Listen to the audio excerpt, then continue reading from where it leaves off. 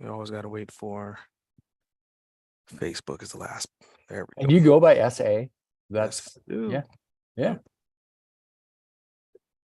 All right. Welcome back to Boss Uncaged podcast. So off air, Jim and I were just cracking a joke about, if I ask him a question and he doesn't know the answer, he said, well, he just can admit to not knowing the answer. And I'm like, it's very unlikely that you've been in the game going on 33 years and you don't know any of the answers or know anything, or could you make up something on the spot that's going to sound genuine? So I think Jim is definitely a boss, and you guys know I like to name him. So I'm going to name him the Cornerstone Boss, and we're going to talk about that here shortly. Okay. I've been wondering what my nickname was going to be. It took me a minute to kind of go through it. I was just like, out of all the names, this is not like the keyword that you use per se, but I could definitely see you being a cornerstone individual in the industry that you're in. So Cornerstone Boss. I like it. It is. So Jim, the floor is yours. Tell our audience a little bit more about you and what would you like to talk about today?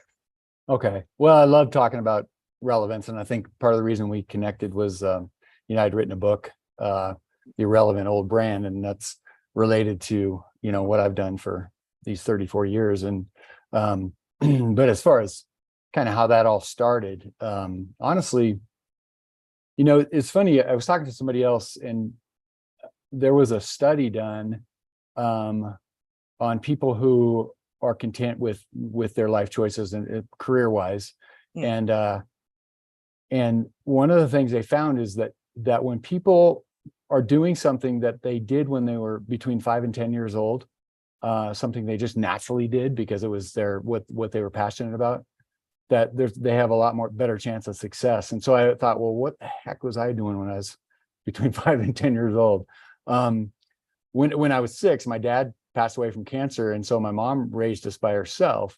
And one of the things she was great at was making us believe that we could pretty much do anything. And she didn't confine us to, well, you should be a doctor or you should be a whatever. My dad was an attorney. I do have 3 attorneys in our family. And so that was obviously something that people were like, well, are you going to end up being an attorney? And it's like, I just not wired that way. And as I look back, I was always pretty creative. Like to write. I was good at writing. My mom was an English teacher, so that just made it a little bit easier. But as I look back, I was always starting businesses or making machines, making stuff. And my sister and I used to make paper flowers and out of tissue paper, and we'd spray it with my mom's perfume, and we'd walk around the neighborhood and sell these flowers. They're on the end of pipe cleaners, and I think they were sales out of compassion, not because they thought they were pretty cool flowers. I recognize that today. At the time, I thought, wow, these flowers must be really cool because all our neighbors are buying them.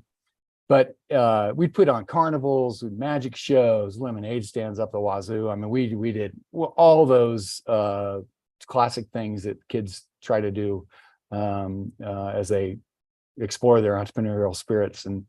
And I did all sorts of things like that. At one point in my life, I wanted to be a professional magician when I was, I think, in 6th grade.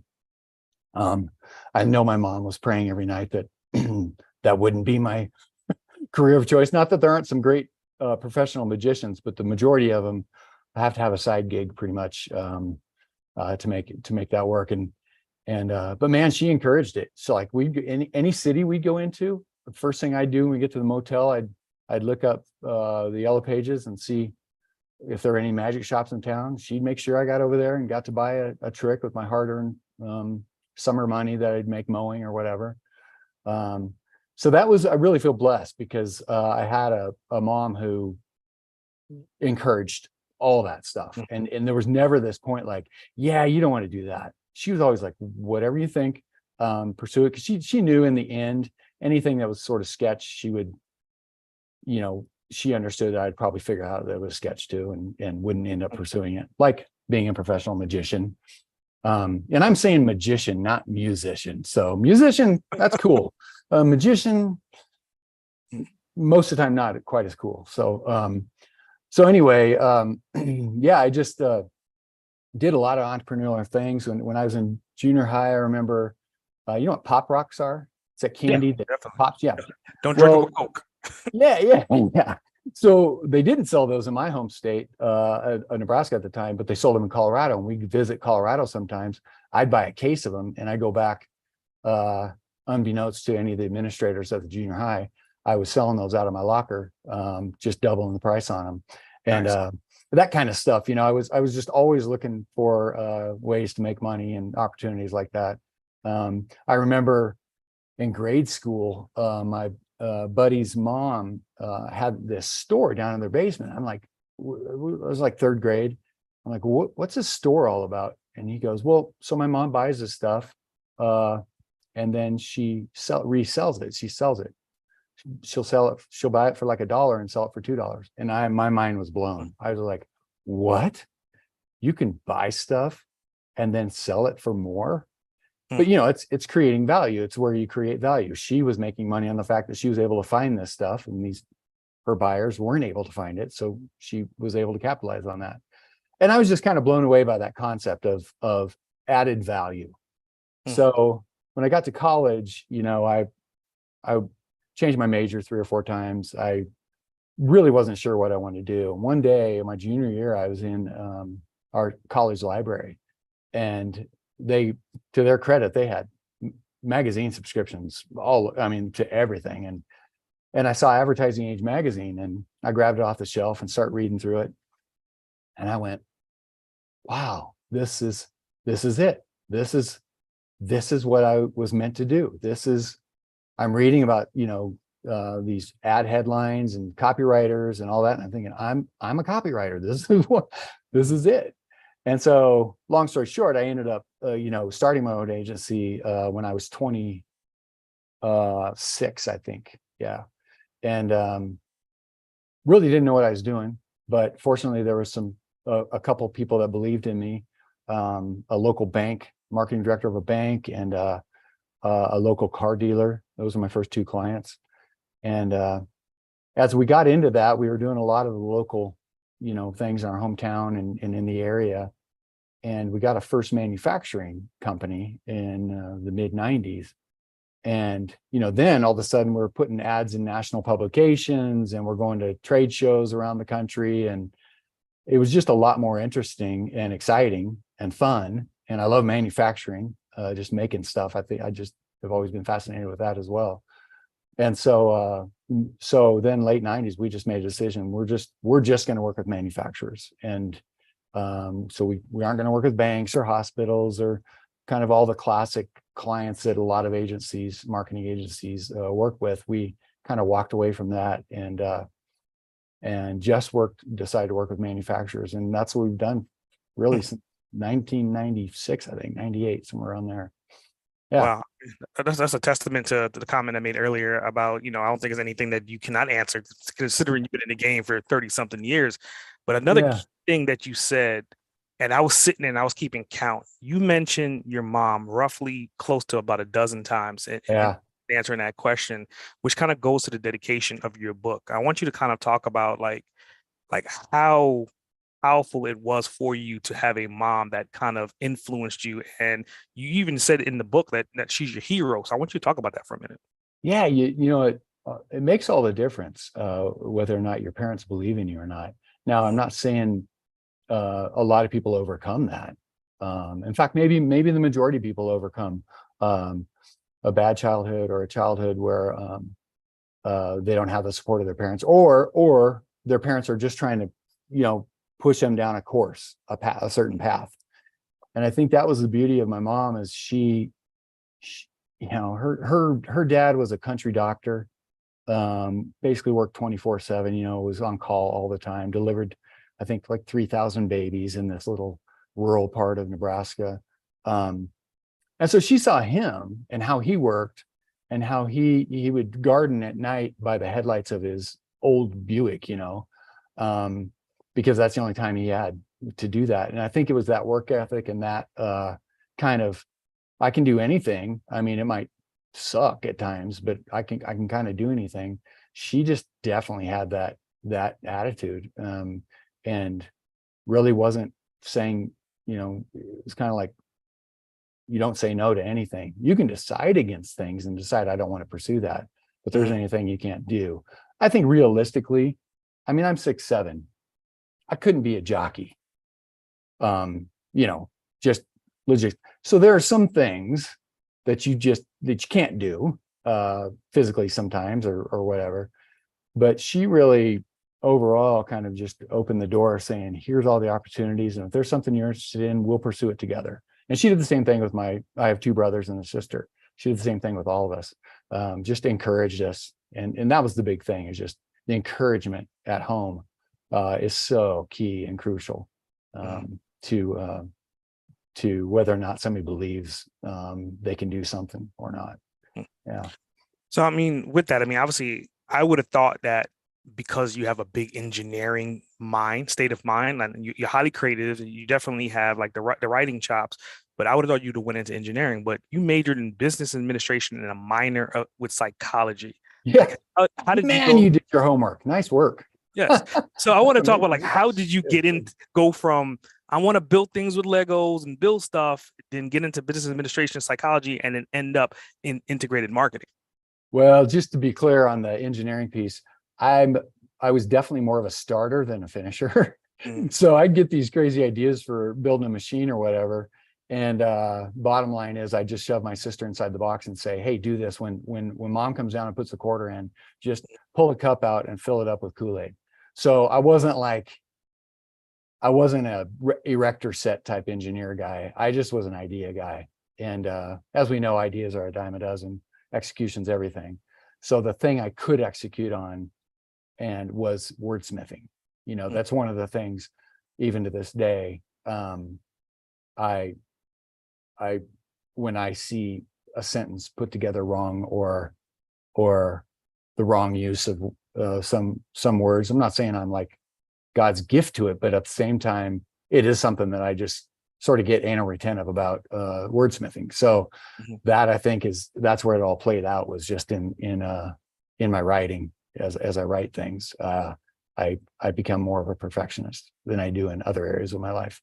Yeah. So I think you kind of just fell into that, and you kind of opened up Pandora's box, kind of going back to your name of being the Cornerstone boss and playing with the whole wordsmithing. I literally was like writing this question. I was like, hopefully he's going to trigger and say something to allow me to ask this question. Okay. So like the meaning between cornerstone and keystone, right? They're very similar, but they have 2 different functionalities. A keystone is more so a keystone that pretty much holds up the weight of a bridge, and a cornerstone is very similar, but it's more so holding up the weight from above. So the reason why I'm calling you Cornerstone is kind of like you've been building layers and layers over a period of time in integrated marketing to where you're helping other people succeed. So I want you to kind of talk about that analogy a little bit. Does it resonate with you, or is it something that is the first time you're kind of thinking about it?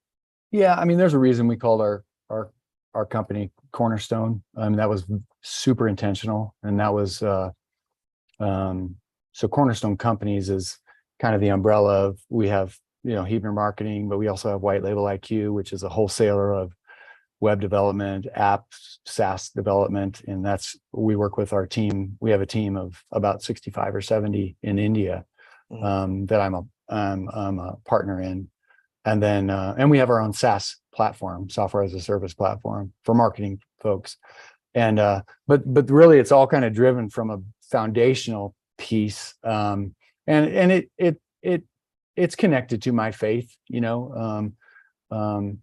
Jesus is called himself the Cornerstone. He was the chief cornerstone. That's really where that came from, because in the end, I believe our sole purpose in life is to bring glory to our Creator, and so and I'm not ashamed of that, or I'm not. I mean, people that know me, they kind of know where I'm coming from on that, and our then our duty or our role out of that is just to be the best that we can be in what we do, and to love the people around us. We have a part of our company. I don't know if you've been on our website, but we have a page. It's called Huebner Lift, and we seek out opportunities to support kids. Honestly, I wouldn't say grew up the same way I grew up, because I grew up in a very blessed environment, and didn't have a lot of, outside of the fact that my dad had passed away. We didn't have a lot of struggles. I mean, things were tight sometimes, but we didn't suffer. But that's what Huebner Lift is all about, is trying to help those kids who don't have at least one parent, and maybe sometimes don't have any parents. And how can we encourage them, help them out of their situation? And we just look for opportunities for that. So that all kind of is all connected. I don't believe, my business is completely separate from my personal life. It's, funny. I was thinking about, have you ever seen the movie Taken? Yeah. Yeah. You remember the guys on the elevator, and Liam Neeson shoots him once, and the guy goes, the guy who had his daughter kidnapped and put in trafficked, he says, it was just business. It wasn't personal. And it's like, are you kidding me? Anytime I hear somebody say, in business, it's not personal, I just think that's ridiculous. Everything you do in your life, it's all personal. You don't pour yourself into something like work and say, well, that was just work, that's not going to affect the rest of my life. It's all tied together, in my opinion. Yeah. So that's kind of the background to Cornerstone, and it all kind of is based off of who we are, who we were created to be, and one just have tried to steward that over these last 30 some years. I think you mean another solid segue. You're talking about Huebner Lift, and I was looking at the site, to your point, and I was wondering, was it like a play on uplift, right, versus just lift? Like, did you guys just lift a life? Okay. Yeah. So let's talk about, like, I mean, you're already on your platforms. I want to talk about like your white labeling IQ for a minute. Yeah. Like, how does that supposed to work with marketing agencies, and like what do you actually help them do by giving them access to what exactly? Yeah, I appreciate that question, because white label kind of is sort of it's not as upfront or out front as Huebner is in some of the things that we do. And white label is a pretty amazing business, and I'm glad we started it. We started about 5 or 6 years ago. Basically, it's there to, so we developed this amazing relationship with these guys in India, and they were just doing some projects for us initially, but then the owner and I started talking. We thought, well, what if we kind of went into partnership together? And as a result, we thought, well, so Huebner can't keep them, fully occupied with their time. What if we leverage their programming and web development capabilities into an advantage financially, a financial advantage for other agencies? And so I think up to this point, we've worked with probably 300 or 400 agencies around the world. It's a smaller company, but we do some pretty amazing things. It's really funny because we'll end up, on the Huebner side, we have a prospect list of companies we'd love to work with someday. And it's funny because sometimes a white label agency will bring the project in, and it'll be one of those clients that we've always wanted to work with. So I thought, well, it wasn't the way I thought we were going to work with them. We wanted to be their agency of record, but we are thankful to do the work. So what we'll do is we have 5 people, US based, that work with these agencies all over. And then once it's understood how that project's going to work, then we work with the India team to get it done. And it's about, agencies typically can mark that work up anywhere from 1 to 2 times. They can. So if it's a $20,000 project, they usually can charge for their services, their management of it all, and all that, probably 20 or 40 to 60,000. And so in the end, it becomes a really wise use of resources for agencies if their model isn't to just build a big team, but they want to just focus on strategy and be great at that, then leave the production, which has become very commoditized, leave the production to somebody like White Label IQ, let them produce everything. You come up with the ideas and why we're going to do what we're going to do, and then we'll work on how it's going to get done. Does that make sense?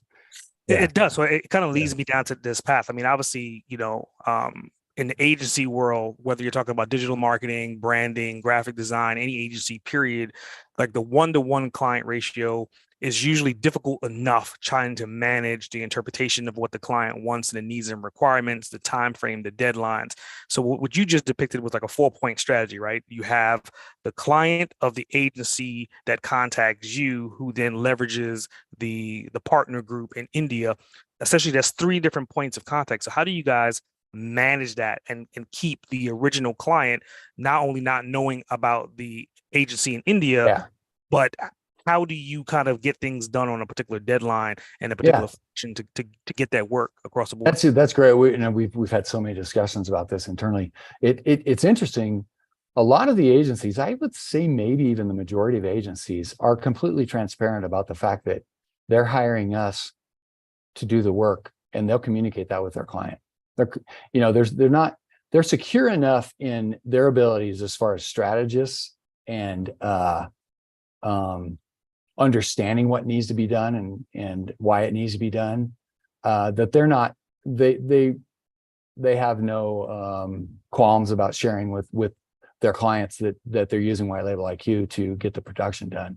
Because then that way it opens up the door to then people from our office sitting in on meetings, and they're like, oh yeah, this is the White Label person. They'll go back and they're listening in on the meeting on what everybody wants to have happen. And it actually helps. Now I will say there are agencies that want to completely white label that relationship, and they want it to all feel like it's coming from them, and we're fine with that too. We get it. That's not we used to be that way. We used to be much more, well, yeah, White Label's going to do it, but it's going to be represented as a Huebner project.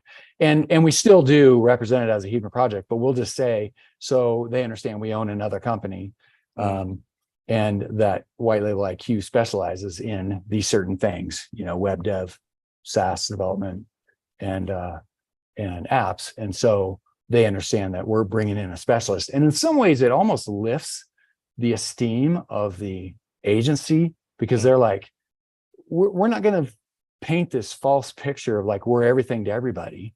We're not. We're great at strategy. We're great at understanding what you need to do and telling you, building that roadmap and that path to getting there. And we're going to bring in the tools we need to make it happen. And that's what you're hiring us for. So, because really in the end, agencies should be hired for their ideas, not necessarily, making a banner ad for a website. I mean, that's the stuff that's, like I said before, it's commoditized. Go on Fiverr. And there's times we'll say, this is a project, you could just have Fiverr do this. Now, I will say, the way our rates are structured, we become very competitive even with Fiverr on the White Label side. So depending on the project, but we tend to do more bigger projects, because a lot of those agencies have the resources to do little one-off type things, but they don't have the resources to, build a big, 6-figure website or something like that. Yeah. And I think again, like you just keep knocking down these dominoes into these segues. I mean, you said the key You're word, welcome. roadmaps, and I appreciate that. It's just kind of like, so I really want to kind of dive into your relevancy reports and roadmaps. I mean, obviously, it's a great segue to talk about those. Like, what are you getting from the reports, and what's usually included in your roadmaps? Yeah, we love doing those. And I thought probably 30 years ago, I thought, gosh, I think there's a demand out there. One of the things I learned early on was people love knowing what other people think about them. They not in an insecure way, but in a strategic way, saying, gosh, if they think this, then we either need to change what we're doing, or we need to recommunicate, change the way we communicate what we do. And that's really what the relevancy reports are all about. It's just a matter of a number of discussions with insiders, key personnel, with customers, with vendors who sell to you, with people who didn't buy from you. And again, we mainly work with manufacturers in this, but we'll go in and try to uncover why are people actually doing business with you? And how can we double down on that and not get distracted by all these other messages that are irrelevant? So the example in the book, I go through I use a manufacturer who makes a product that is used on deep sea exploration underwater robots, who, not that they didn't make the same type of product, but we did have a client that worked in that industry, and their case study was similar to what's in the book. It was a matter of they were losing market share, and what they would say about themselves was well, we're the highest quality, quality's job one, all these things about quality. Problem was that wasn't addressing, but what specifically about the quality is the reason people buy your product. And it was because it was dependable.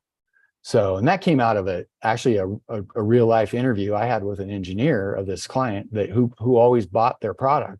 Mm-hmm. And that engineer said to me on the phone, said, you got to understand, when we're 10,000 feet below sea level on the ocean floor, the last thing I'm concerned about is the extra $6 I spent on your client's product instead of the competition, because I know theirs is going to work. So all of a sudden the lights go on. It's like, so this whole thing isn't really about it. Yes, it's about quality, but quality isn't specific enough. It's about dependability.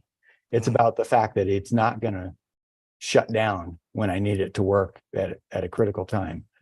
And that's what we do for these companies. We'll go in and we listen, and we described it as, it's like when you get a marketing team or even a CEO, or you get the C-suite, they're on the inside of the bottle.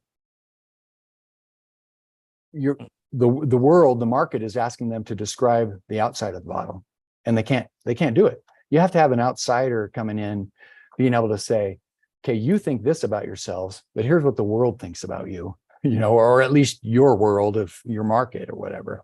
We had another client who they thought they manufactured metal buildings, and sold them all over the country, all over North America, actually. And they always thought it was that people bought their products because of some of these product features, like, oh, we specially treat our steel, or we have a fade resistant paint, so it won't, it won't get chalky. And those things, I'm not saying those weren't important, but in the end, when we talked to their customers, what we found out was, no, they totally do business with you because of the relationships you've built with them and having their back. Mm-hmm. And that came out of, I was coming out of church one time, and one of the guys, I knew a guy that worked there at that client, and he was an estimator. Mm-hmm. I said, so what'd you do this weekend? And he goes, well, I slept all day yesterday. And I go, what was the deal? And I go, were you sick? And he goes, no. He goes, Thursday night, this builder we have needed an estimate by Friday morning to land this huge project. And so I pulled an all-nighter and got it done at 7 a.m, sent off the estimate, went home and showered, and then I worked all day Friday. So I just slept Saturday. And I thought, well, no wonder their customers love them. Mm-hmm. It's like when you have their back like that, it's no wonder. So we went from kind of a product focused positioning to more of a, no, it's about the relationships we build and knowing that we have your back all the time. But that wouldn't have necessarily come out if we hadn't done that relevancy report. And that's always what we hope comes out of the relevancy report, is like this clarity on who you are in the market and why people do business with you in the end. And it can be a variety of things, but in the end, there's usually one or two things that you can really focus on that kind of set you apart. And that's what we hope to do with that. And then the roadmap, as you had asked about, the roadmap is just a matter of, okay, if this is who we are in the marketplace and how we want to be thought of, and tied into how people currently think about us too, how do we double down on that? How do we build on that? And that's what the roadmap is. The roadmap's just a path. It's just a month by month, year by year plan for how we're going to capitalize and build on that. Does that make sense? Like, It makes perfect sense. I think that's a great example of like a company partnering with their clients versus just delivering services with their clients. So it yeah. kind of leads me down the path to talk Mhm. about like you're in like earlier on you had made a comment about like work-life balance. Like, obviously it's if it's personal, if it's not personal, why would you be doing it if it's not personal to you? Yeah. So I want to kind of talk about like your wife, Robin. If I was to go to Yeah. her and say, Man, hey, you did a good job on homework. You're amazing. so if I'm looking at her and I say, okay, do you know that your husband is collecting domain names? How many domain names does he actually collect? What would she say? Is this just between you and me? Nobody else will see this, right? Well, I can't, guarantee that. But when I saw that, I was like, okay, like this man probably has like a collection of domain names for multiple reasons, which we'll talk about. But I Mhm. just wanted to hear from you, like, are we talking about three figures? Or are you talking about four figures as far as domain collection? Not 4 figures. That'd be ridiculous. I think a lot of people would say 3 figures is ridiculous. And I Mm, am in the 3 figure range. okay. And it's I heard a guy that I listen to his podcast frequently, and they have a big following, and he was saying that he believes that you should never buy a domain name until the business is up and going Mm, and it's established and it's a real deal. And I'm kind of like the opposite. I'm like, this is what gives me the inspiration. It's like, wait, when I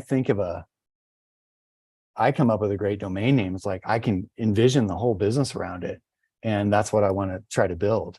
I'm distracted by my other businesses right now. So I don't do it. I just end up collecting them. But someday, one of these days, I'm going to, and we have put a couple of them to work. But yeah, I have long range plans and I do have a lot of domain names. And where did you find that out? Is that on my LinkedIn?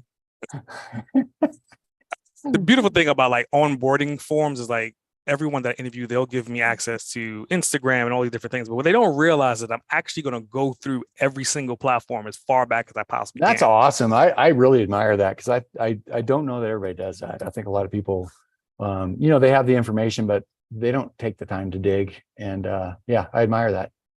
Well, I Nice definitely. work.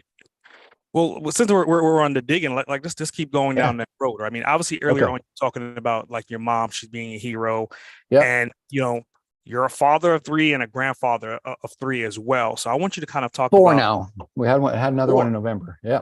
Wow. Well, congratulations, right? So now Thanks. like you're over a hierarchy of seven new individuals that you're grooming, much like your mom groomed you. Yeah.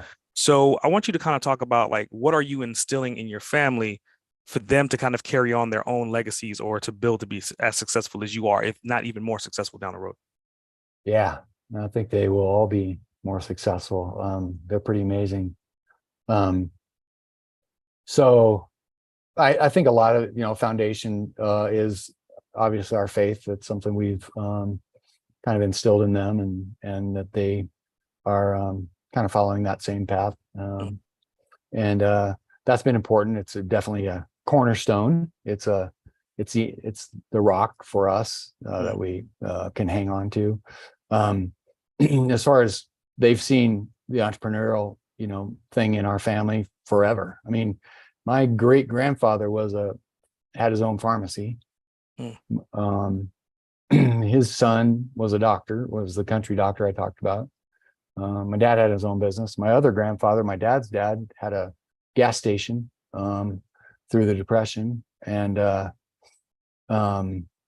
Phillips 66 station. And so there's been a lot of that through over the generations. And I've talked about that with our kids. I'm like, this is a thing that is in our family.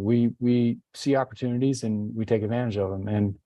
And so I think right now, I think there's these stages of life that you go through with your kids. At some point, it's the disciplinarian, then you become the teacher, then you become, the coach. And I think right now I'm more just advisor. I'm there to answer questions if they want to run things past me or whatever. My daughter and her husband had worked for us my daughter worked for us for 12 years. And they just this last couple months started their own business. They left our company and they're starting their own business. And on that, I'm just kind of seeing. I told them just anytime you want to talk strategy or ideas, let me know. I'll send them links to things I think will be helpful to them. So fortunately, I have a voice in each of their lives, and I'm thankful for that. And I think a lot of it's just out of sort of my awe of them, because I think you guys are going to kill it. You're going to do things way beyond anything I ever did. So I think it's just, it's to encourage them now, is my role, is to encourage them in any way I can think. I think all these different pieces of the definition of you being a cornerstone boss is coming to light, right? I mean, obviously your mom was your cornerstone.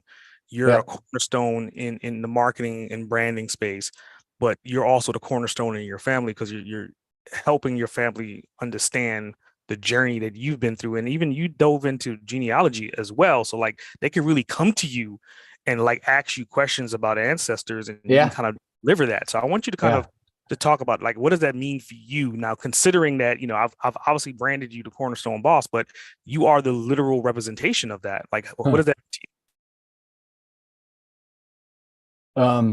you? Well, it's interesting. Speaking to the genealogy thing, I did some research, and I'm on ancestry.com, and I don't spend as much time in it as I'd like to. But one of the things I found out was I had 5 ancestors on the Mayflower. And one of those guys, his name was John Howland, and he actually fell off the Mayflower during a storm in the middle of the Atlantic Ocean. And he fell off the Mayflower. It was at night, and I believe it was at night. And he, on the way down, as he was behind the boat, he found a rope that was dragging behind the ship, and he grabbed onto the rope. And a couple guys saw him fall, and they see him hanging onto this rope, and so they ended up pulling him in. Well, that was my like 10th or 11th great grandfather. And I think, so if he hadn't grabbed that rope, there'd be 2 million people in the US right now that wouldn't be here. And I just think about, how this fine line that we walk. And so it kind of intensifies the importance and the responsibility we have with the gifts we're given, because it's kind of a miracle that, like, you could probably do the same thing, trace back and see, holy cow, if this one thing hadn't happened, if they hadn't met, or if he had taken a different train, or whatever happened, I wouldn't even be here. When you start thinking about that, you're like, wow, this is a gift, and I got to make sure I maximize the gift, because I'm pretty lucky. You know what I mean? Yeah. So I think genealogy has done that for me. It's kind of put me in more awe of, wow, I can't believe I'm here. It's like, because there's so many things that could have happened where I wouldn't have been here. So yeah, it makes me more grateful. Yeah. I mean, I think that's a phenomenal way of looking at it. I mean, you're delivering a gift, and it kind of goes back into your business a little bit. Didn't you guys create a G.I.V.E framework? Yeah. So I want to talk about that. I mean, obviously coming off of the keyword of gift giving, like how did you guys come up with the G.I.V.E framework, and what is the G.I.V.E an acronym for? So G is grateful and generous. It kind of starts with, if you can't be grateful for just the air you breathe, and grateful for each day that you wake up, you're kind of starting off behind the 8 ball. Then it's like, well, if you can't be grateful, then that's just a hard way to live, not being grateful. And there's actually a study done, I think it was University of Oregon, where they studied the brain, and it was a neuroscience department, and they found that people who were grateful were actually more generous. So if you start off with a grateful kind of attitude or spirit or whatever, then you will naturally, your brain trains itself to actually be more generous. And I think, in our world today, that's one of our problems, is I don't think there's enough people who are grateful and generous, and self-sacrificing of their own time, and then their resources and all those things. And So I think it kind of starts with that. We're like, if a company can't be grateful for the position they're in, that they actually have some customers, that they actually have had some success and all that, then it's gonna be this constant grind of just trying to manipulate or use people to gain what they're trying to gain. And the reality is, gosh, if you can just be grateful, and that in turn turns into generosity, generous people just naturally have more of a, I don't want to say necessarily financial success, but they have a greater relevance.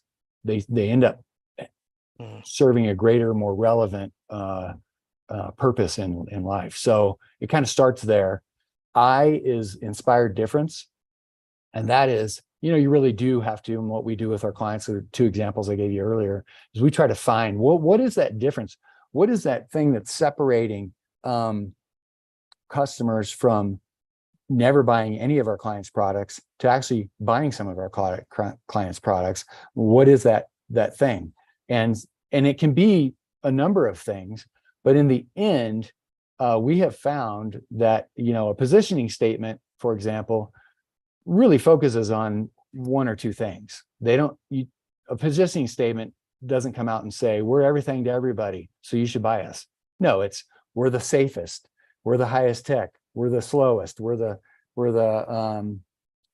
fanciest, whatever the word is. They're trying to find that. And you really do have to find that, not just what's different, but what's a difference that's actually inspiring to a buyer, to make them want to buy. So, there's millions of examples of that, but I won't go into those, but you kind of get that. Then V is value exceeds price. And I was thinking about this once, and I've done any studies to see if it's actually true, but it feels like, the less you pay for something and the more you value it, the more relevant it is, I think, in your life. So Warren Buffett said, price is what you pay, value is what you get. And it's like, so the bigger discrepancy there is between what you pay and how valuable that is to you, that means that's more relevant, that there's that much more relevance. So to create relevance is, how can we add more value and not necessarily have to increase the price? We had a client once who they manufactured RVs, and the guy I worked with was pretty brilliant. He understood consumer behavior, understood how people perceive things. And they came out with this package of things that you got with when you bought your RV. A lot of things were options. And he said, you know what we're going to do? We're just going to make all these things standard. We're going to make air conditioner and a wind sensitive awning and just all these things. It was like 7 different things. We're going to make them standard. And the perceived value of that is like, if we just charged off the cuff for that, we'd probably have to charge them $1,200. But the reality is, for us, it only costs us like $200. And so they created this package and they called it the customer value package. And oh my gosh, they flew off the shelves, those RVs. I mean, people were buying them because they're sitting there buying this thing that they had, this collection of features that they'd put together, and the value was so much higher than what the actual cost was. And so that became an extremely relevant offering to those customers. And I think that's the challenge of every business, is they got to really look at, how can we increase our value, not necessarily increase our price, what it's costing us. We don't want to spend a lot to gain a lot, but what could we do to spend maybe a little, but gain a much greater value there. And that leads me into the last one is E for give, is endless quest. And endless quest is, you just can't sit on your laurels. It's a constant exploration of where can we add value, where can we become more relevant, how can we, and Amazon's a great example of that. I mean, Amazon, he just set out, he didn't even set out, I don't think Jeff Bezos set out thinking they were going to make any money at the beginning. He said, all I care about is making it so easy to order from us that you really don't even want to go anywhere else. think it worked. Yeah. Not everybody, but enough people. And I'm blown away by that one swipe by, I mean, it's amazing that you can basically have anything that exists in a couple days. And I think that's the thing is, and then, then he goes to Amazon Web Services, and then he goes to Whole Foods, and they just are kind of on this endless quest to stay relevant to their customers, and they look for opportunities for that. Yeah. So that's what G.I.V.E is. Nice. Yeah. I think, again, you would think that my questions are predetermined questions based upon we've had this conversation, but I mean, I think you're just building up these dominoes, and I think ending with Amazon and Jeff Bezos kind of leads me to relevance and value, talking about like the books that you have read to kind of help you become who you are in the journey. And I want you to kind of talk about that. I mean, obviously Amazon started off just by selling books. That was the only thing he wanted to do, was to sell books, right? And then that turned into sell everything. So what books do you remember that you would like to recommend to a listener that can help them, overcome a hurdle and move forward? Yeah. There's some classics.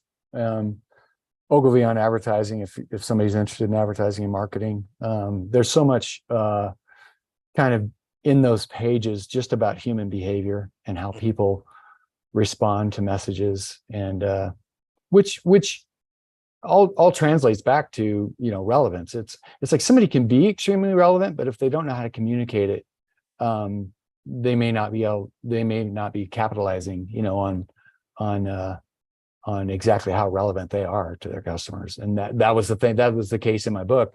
The example was, it wasn't that they didn't have a great product, is that they weren't saying the right things about their product. So Ogilvy on advertising, great one. I mean, how to become a marketing superstar. Can't remember what that guy's name is. Jeffrey Fox, maybe. Selling the Invisible by Harry Beckwith is another classic, amazing book. Adam Grant just wrote a book not too long, I think last year, called Give and Take. And he's I don't know if you know him, but he's a kind of a foremost authority on human behavior. And he's I think a psychologist, teaches somewhere, I can't remember where. But that book is kind of about this whole thing of, giving and pouring out for the benefit of the person, and in the end it benefits you as well. So I got a whole bunch of books I haven't read that I know I need to. And that's the problem with Amazon. They make it so easy to order a book. I have a whole pile of books that I haven't read yet that I've ordered. Trying to think of a more recent.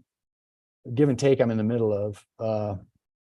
I don't know. Those are some good ones as far as understanding. And then people that I enjoy following, like Dan Ariely out of Duke University.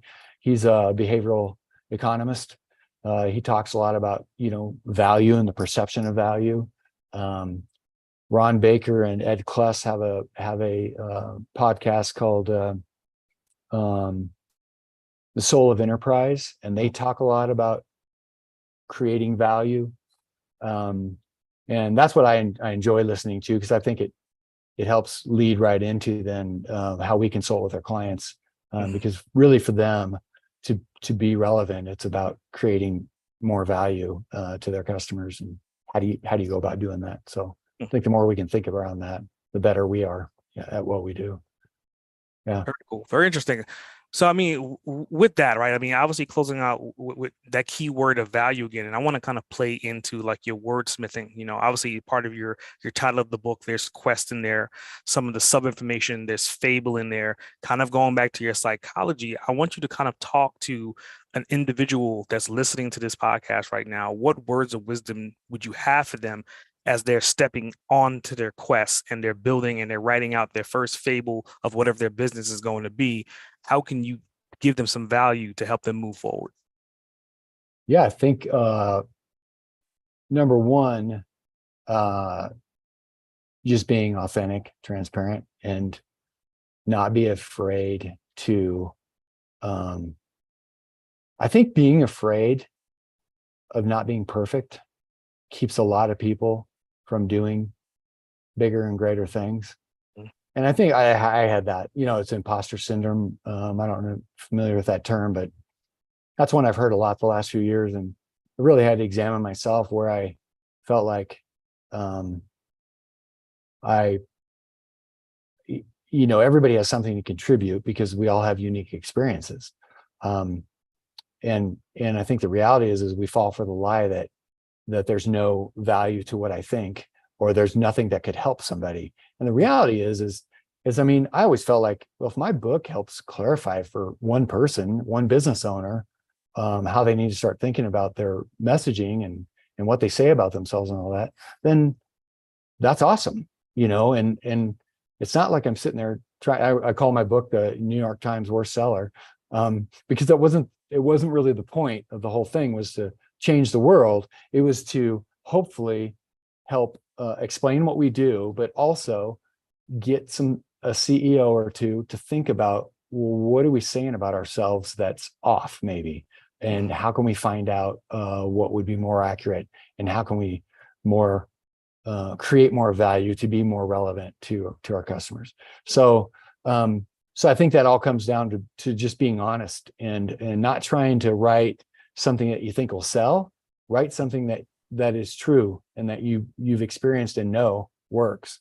And whether it's one person who benefits from that or millions of people, that's kind of beside the point, I guess, in my mind. That's for me. What else would help people?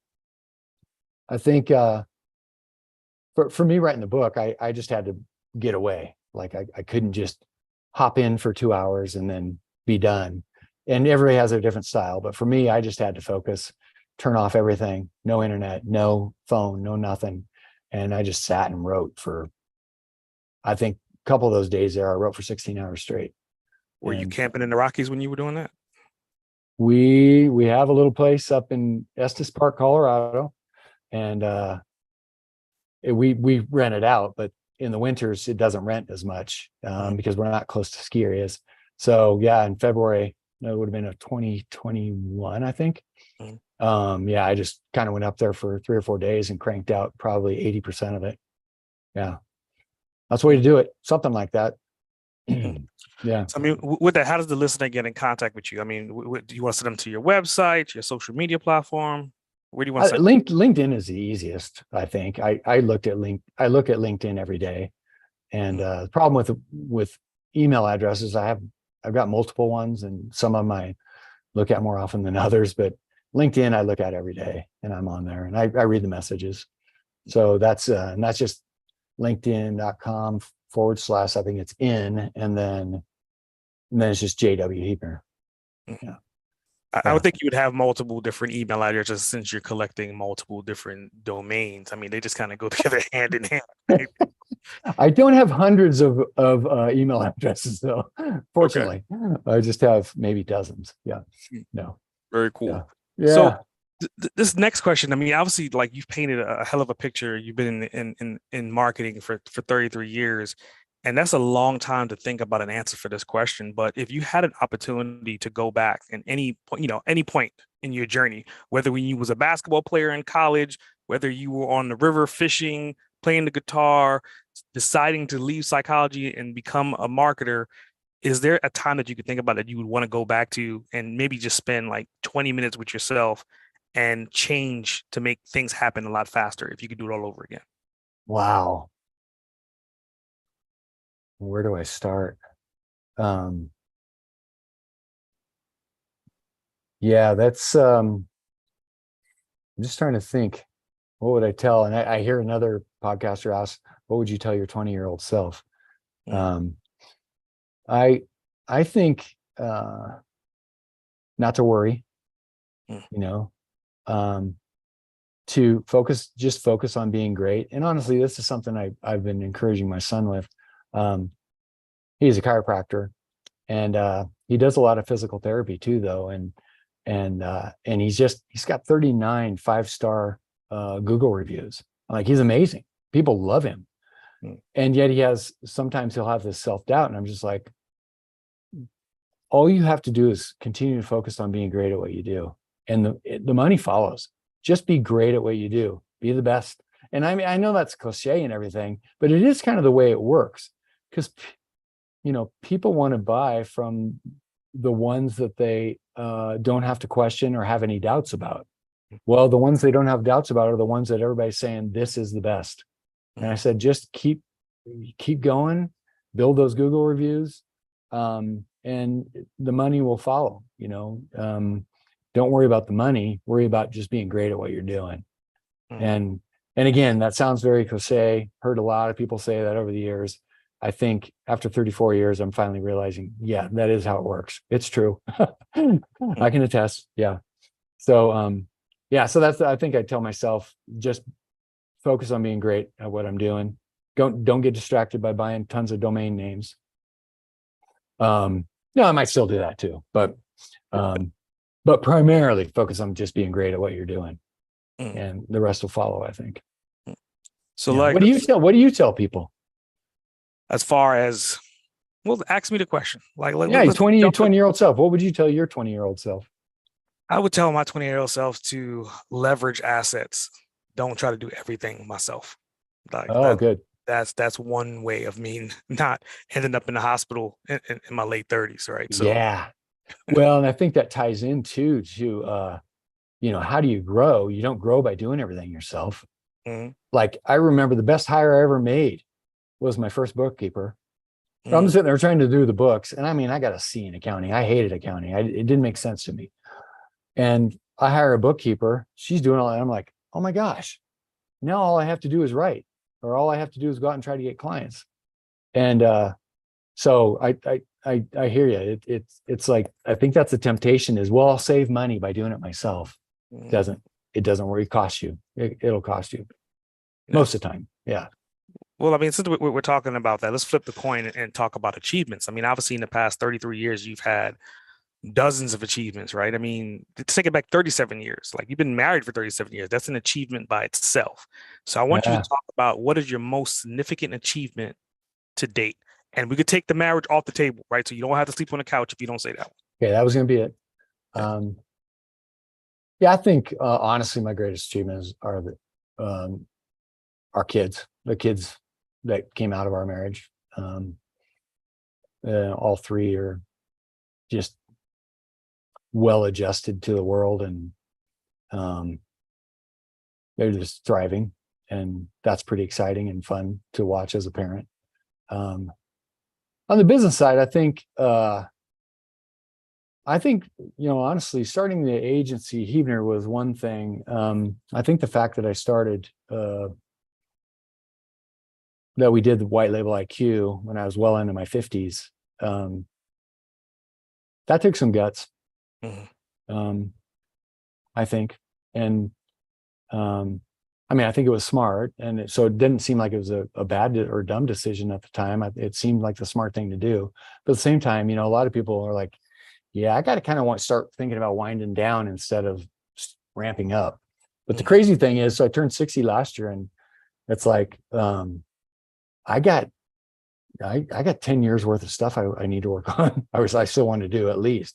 So that retiring, I may not do the same things, but I definitely don't have any aspirations about retiring. But back to the question, yeah, my kids definitely would be it. And then I think it was exciting for me to get my book done before my mom passed away. My mom passed away last summer, and I was able to give her the first hard copy a few months before that. And she wasn't really able to read it, so I read it to her. And I think for her, that was huge, because she's like, like I said before, she was an English teacher. And I think that's something she always thought would be kind of cool if I ended up doing that. So that was part of my motivation, to get that done before she wasn't around anymore.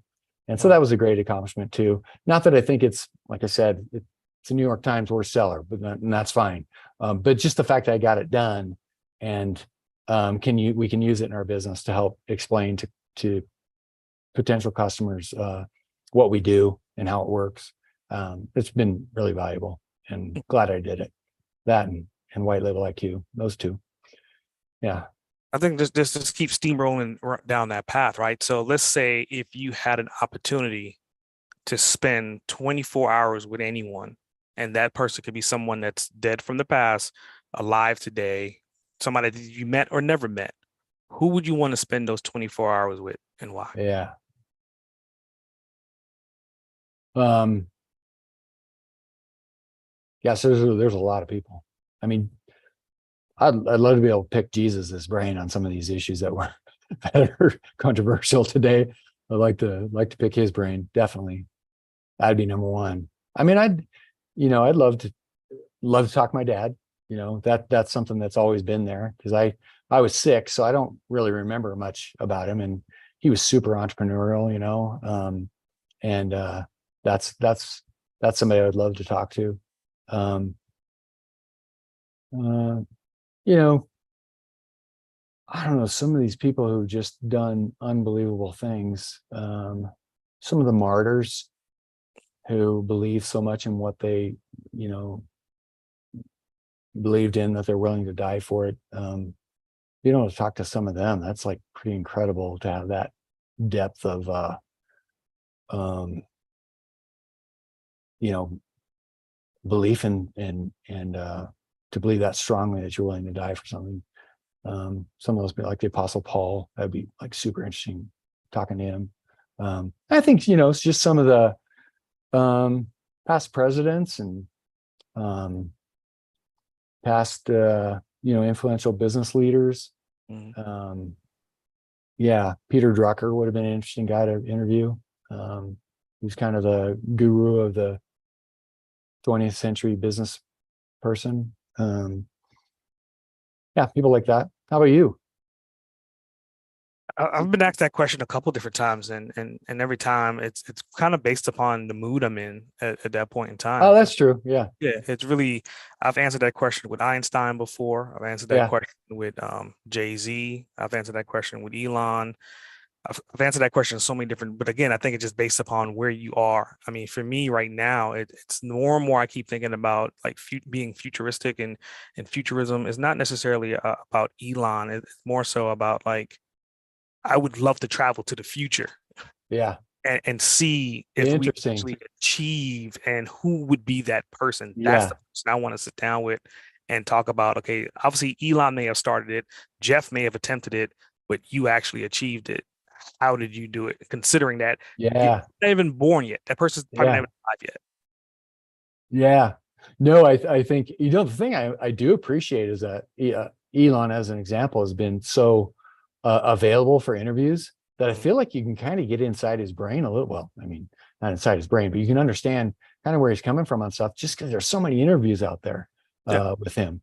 Um, and it's pretty amazing. Steve Jobs is kind of the same way. Less interviews though, I think we can definitely get to less. know Elon much more than we ever could have with Steve Jobs.